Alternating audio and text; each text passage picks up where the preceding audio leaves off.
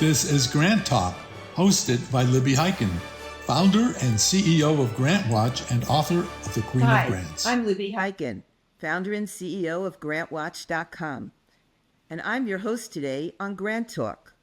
Sitting with me today is Helena Kosoff Sullivan, and she is the founding member of the Grant Professionals Association of the Mid-Atlantic chapter. She's also a grant writer, and she's been a grant reviewer. I wanted to speak with her today so that she could tell you her tips for grant writing. We have very similar backgrounds, and I really think that speaking with her would be very helpful to all of you. Welcome, Helena. Thank you. Helena, what can you tell us about GPA, because that is a phenomenal organization. So let's just give a very brief explanation of what you do there. Grant Professionals Association is nationwide, international, and in the 1980s, we decided we're not traveling back and forth between other states, and we had enough grant writers in our state. So working with Rowan University, we founded the Mid-Atlantic chapter, and we have annual conferences. We've had quarterly meetings throughout the state so that we would have one in the north of the state, pretty much south, central. So, and then we would do different conferences. We would attend the school boards conference, the teachers conference. And it's a great resource because people will come to a conference and speak and share their ideas. And everybody usually ends with, if you need any help, give me a call. I'd be glad to help you. You're writing a grant. So it's there. It's like it's free advice. It's people that want to help somebody else write a grant, want to give them a tip on this is what I learned the hard way. And it's been a wonderful group. And that's why I wrote this book, because I wanted to help people, the next round of grant writers that are coming up. Here's a book, read it from cover to cover, and you'll be able to write a grant. And so we also have grant writer team. I don't know if you know about that. Yes, I do now. Yes. I am on such overload. I just don't need any more work. So, I've seen it. I've looked into it. But right now I've got enough grants on my plate that I'm up burning the midnight oil. So thank you. Right, and that's because you're an experienced grant writer. Yes. Our younger grant writers, they need to have a flow of grant writing jobs so that they can focus on the grant writing and not have to go out and look for jobs. Correct. The jobs are right there. You're so right. Tell me, as a grant reviewer, you've looked at the grants, besides writing the grants. What are your tips for everyone? As a grant reviewer, I think once you've written a grant, if you can get accepted to do a review, even if you, I would say, volunteer to serve like AmeriCorps, they ask for reviewers. This way you'll see what other people write, what is strong, what is, doesn't get passed. And basically you'll learn that the organizations that win grants follow the directions step by step. You can be innovative when you answer it, but just answer it answer the question up front. Don't bury your lead. If they say they want data-driven needs assessment for students, then your first paragraph, data-driven needs assessment. After that, you can explain whatever you want.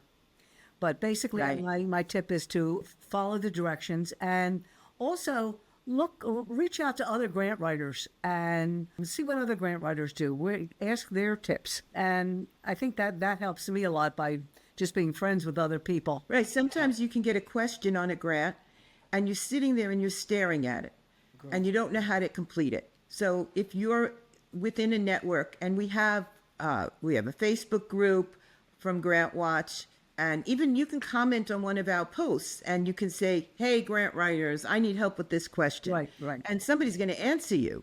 Yeah, that group is great. And I think with GrantWatch, what you do is you put enough time. That's the other thing, is a time frame.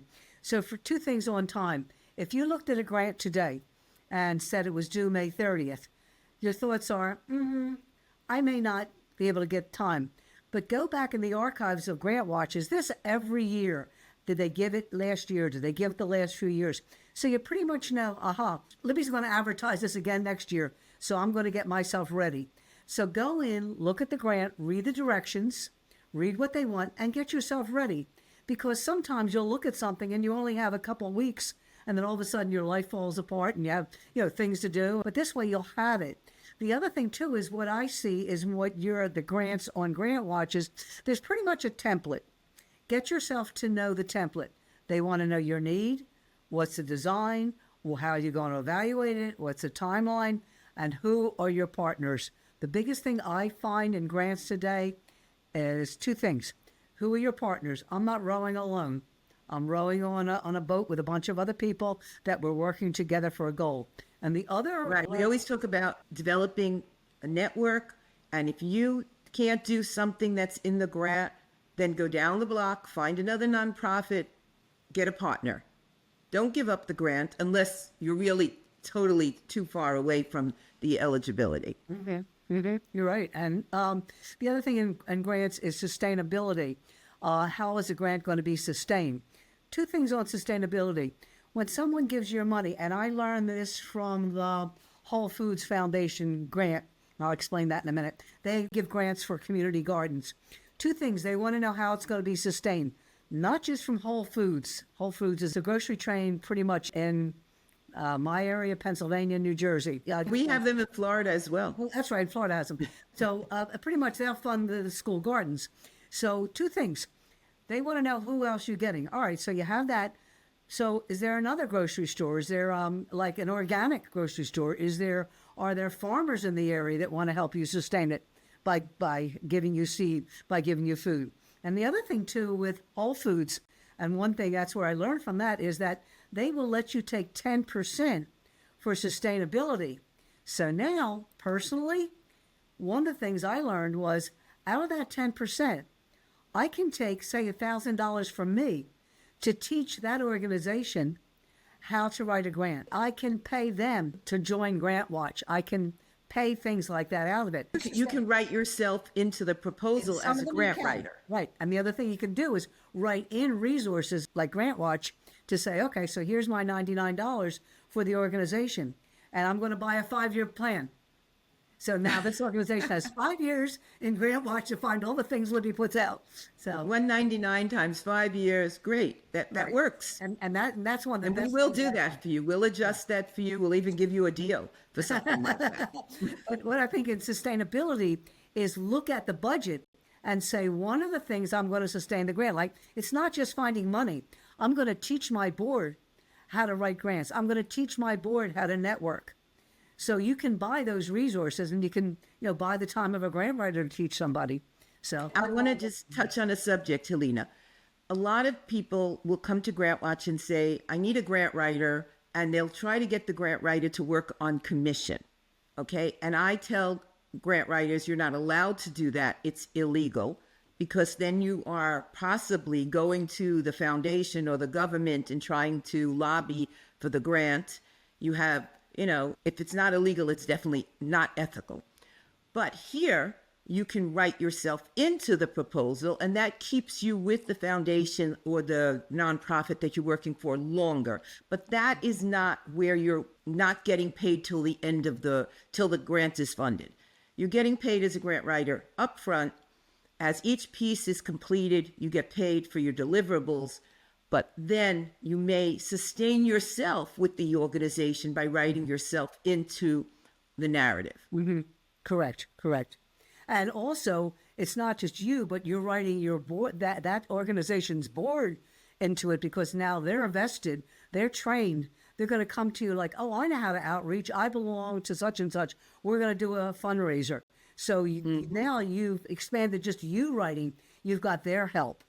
And they have ownership, and they vested into it. So you've developed a relationship with your client. You've developed a relationship with the funder, because you're showing them that you're going to sustain this year after year.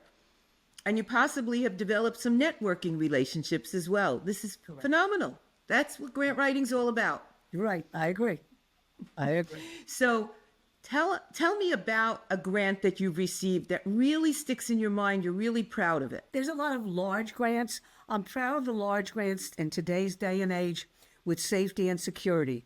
There's state money, there's foundation money, there's federal money for schools, churches, synagogues, just to get safety around, a safe environment. So that's one of the biggest things. And I see that they are extending a Homeland Security grant now, or adding Yes, some new funds to it. Which grant or grants have you been most successful with and you're very proud that you've accomplished? To answer that, I would say security, because there are security grants from Homeland Security and federals. There are state grants that you can get, and security is just for schools, for your church and synagogue. It could be for a community center, and it pays for like security guards. It pays for different cameras and things you need there. So I would say the safety and security of our children, our members, our congregants, and that's one thing everybody has in mind. And so that's really important. Playgrounds, that people are secure today. Every Homeland Security grant or other kinds of security, they have different items that they will pay for in the budget. Correct. The nonprofit Homeland Security grant years ago did not pay for any personnel. They paid for the camera equipment, the hardening of the windows, the door, things like that. I remember I wrote 5 the first year it came out, and I wrote another 5 the next year. They all got funded. And then everybody jumped in after that. So it was really a random lottery, basically, with what was being funded. One interesting thing I forgot about is that with the Homeland Security in a couple states, Pennsylvania, New Jersey, Delaware, and Florida, say, for example, if you got rejected, then afterwards they sent letters out, and they put a mass letter out. If you were rejected, we still have, I was joking, calling it leftover money. We still have funds. You can apply. Here's a mini grant. So maybe you can get 100,000, but you can get 40 or something. People should not feel that they wrote a grant, they got rejected, and that's the end of it, because it really never is the end. You can either use the text for another grant, or they may call you back, or it may be just come out again in another few months. And right now, I just heard there's more money going into Homeland Security. So everybody should be looking for that right now. Right. And just remember that, and the other thing too, on Homeland Security, the federal, you can go online and you can find copies of grants that won in 2021, I think, is out. But wow, this is a document. This is a public document now. So the grant I wrote in 2019 is actually out there on the internet. I wonder what happened to the ones that I wrote in 2010, in 2011, 2012. I don't know if you can still get them, but I mean, what you should do is you should call, get your scores. What was I good at, and what do I need to improve? Don't say, where did I fail? Where do I need to improve? I mean, the first time you learn to, jump rope or something, or ride a bike, you may fall. That's fine, but you learn from that. But you can always ask for your scores. And there was one time I actually believed that I had a great grant, and I actually argued it and went to the State Department of Education, and we argued our grant. We wound up getting it. These are wonderful, wonderful tips. I really want to thank you. Our listeners and viewers want to thank you as well. Helena, hopefully sometime in the future we'll have you back. Thank you so much for your appearance today. Get back to my and coffee. If anybody wants to hear, you have your coffee mug. Cheers to you, Helena. And if anybody wants to hear more of these videos, please hit the subscribe button at the bottom and let us know. Write your comments, because we want to hear from you as well. Thank you so much, Helena, and thank you everyone for listening and watching. Thank you. Thank you for tuning in to GrantTalk, powered by GrantWatch. Don't forget to like, comment, and subscribe to this GrantWatch channel. Please consider subscribing to GrantWatch.com, and you can find the book, The Queen of Grants, by going to GrantWatch.com/book. Thank you again for spending your time with us.